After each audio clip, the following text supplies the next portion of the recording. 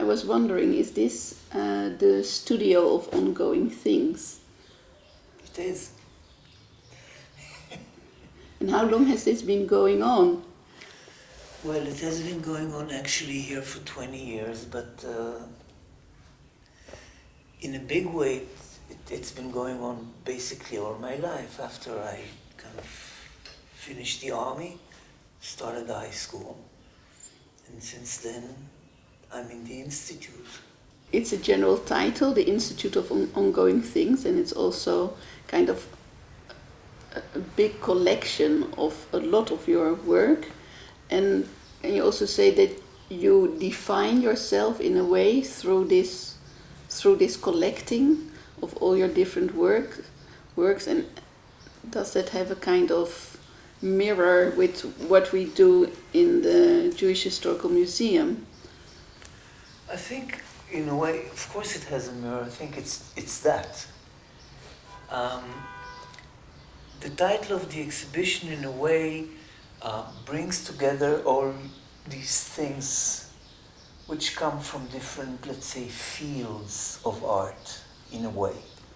You say, wow, he's video and he's doing this and he's doing this and then drawing, and what is this thing with blood, or what is, So there's like this array of matter, but then it's also the real way that I work, because I'm in a process. The family of brothers, for instance, they have no mothers, they have no fathers, they have no sisters. They're men, and they're totally self-produced. So this is kind of like sci-fi gender, which is not so far away from us, self-production and things as such are being already like tried in laboratories and such. The whole era, or like the whole area of lies, because as artists you must be a good liar. Okay, as a good artist you really have to be a good liar. So you can become a liar very fast today, very easy today, because people believe pictures. Show me a picture. Okay, So you work in those realms, and you have to kind of like take a point of view about this whole thing, like what's in and what's out. What are you using? What is using you? How vulnerable you can become or not become by working or dealing with a certain subject.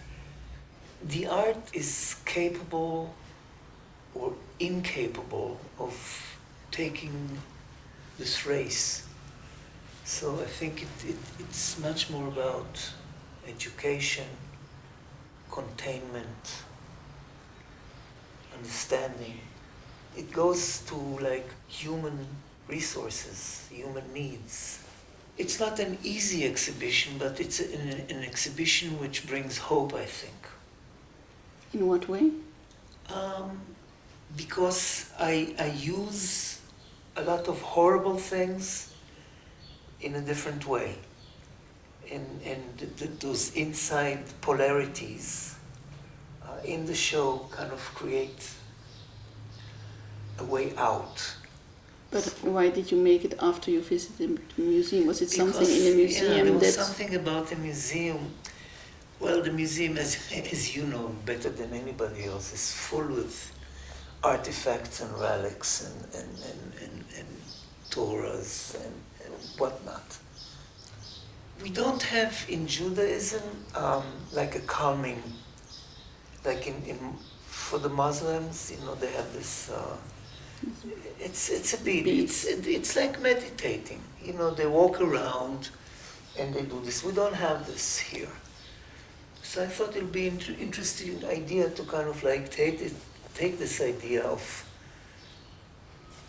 calm or meditative in a certain way and turn it into something which kind of like wakes you up, not necessarily provides this kind of meditative treatment. And then, of course, it looks good for the eye. It looks good for the eye, but it feels bad for the body. So there's always this line in, I would say, all my works, that certain or several things that kind of like play with each other. That rituals become realities. They really become realities. And by creating new rituals, you create or try to create a new reality or a different reality or a removed reality. This is basically the reason I use rituals. The Jar with the Nails is a work that I started many years ago after an accident, and where the first activity I could do after being in bed for several days was to cut my nails. So I started cutting my nails, and that was like a treat for me in the hospital because everything was broken. So just the ability to, you know. So after I went out of the hospital, I decided to keep on doing it. So it became sort of like this lifetime project. So, but that's then something really of your own body. Yeah. And if you think of what is it married to, if you think more of the society at large, or an object that is more about national trauma or about society, that you have this kind of echo? I think it's both. The statement about this exhibition should be is resentment to violence, amongst other things. You know, this is like really the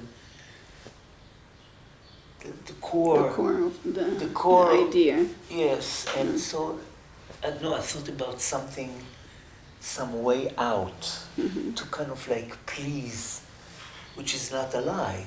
You know, it's just really true. Yes, But the can you trauma think is in of- there. Yeah, The sorry. trauma is in there, from all kinds of reasons. You know, it's like my parents, myself, you know, the whole society around us. Every man in this country is traumatized in some way. Because So- of the army. Because of the army, because of the politics, because of everything. I'm talking definitely about the men that were in the army. They're really, they're traumatized. And I think this whole culture is traumatized. I went, it's traumatized and it's totally brainwashed. I went to sort of a festivity in the middle of the first part of my son's training in the army. And there were these whole families that came with T-shirts saying in Hebrew, of course, saluting you, Lior. Lior is the guy. And it was like the mother, the father, the tata, the tutu, all the children, the grandparents. And it's like, wow, they're so brainwashed. Nothing about we miss you, we always think about you. Come home fast. Take care of yourself. In some of the videos, I'm trying to achieve a deeper or broader understanding dealing with traumas, all kinds of traumas. Traumas, in a way, are very sticky. They stick in a social way, in a personal way, society, etc., etc. So this is one thing. How do you deal with traumas? Let's say the video with the swastika chair, which is, again, this particular trauma that we're talking about, has to do with taking a an image which we associate with the most horrible thing, but impregnating it with an invitation to sit. And here is a small version, huh? Yeah, this small version with clothes. Meaning, this can be home, in a way. Or, whose home is it? What's the use of this? Who's sitting on it? How do you use the strength or power? Because, after all, it's scary. In a way similar to the swastika chair, because here it's the good and the bad. Okay, we know some things about Buddha.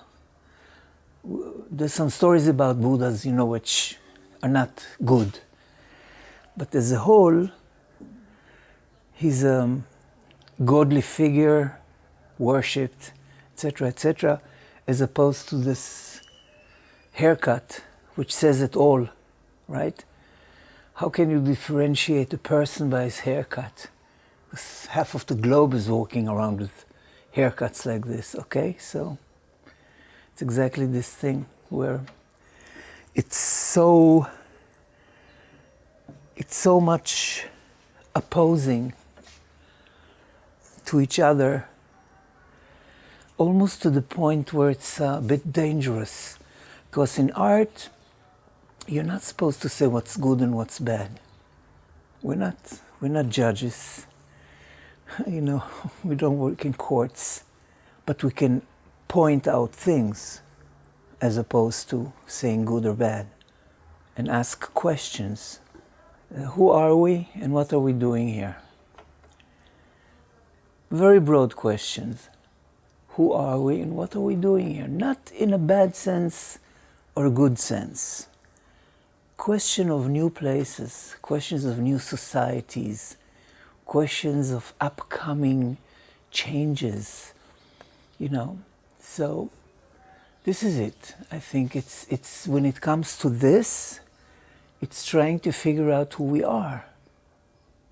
And what are we doing with this here?